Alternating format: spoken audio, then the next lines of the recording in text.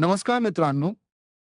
सोलापूर जिल्ह्यातील बार्शी तालुक्यातील हत्तीस गावातून एक अत्यंत धक्कादायक आणि हृदयद्रावक घटना समोर आली आहे.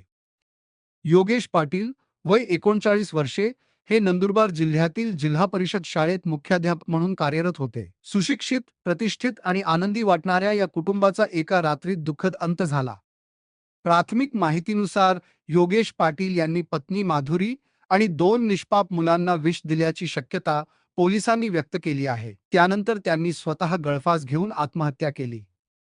या घटनेत माधुरी पाटील, अथर्व पाटील आणि शिवांश पाटील यांचा मृत्यू झाला.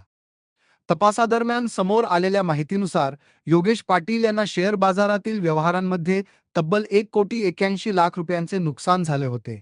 या आर्थिक धक्क्यामुळे ते प्रचंड मानसिक तणावाखाली होते, असा प्राथमिक अंदाज व्यक्त करण्यात येत आहे.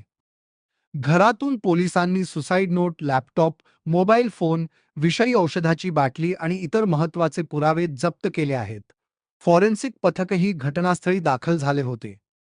विशेष बाब म्हणजे योगेश पाटील यांच्या आईने त्यांना या संकटातून बाहेर काढण्यासाठी लाखो रुपयांची आर्थिक मदत केली होती. सतत धीर देऊन कोणतेही टोकाचे पाऊल उचलू नकोस असे सांगितले होते.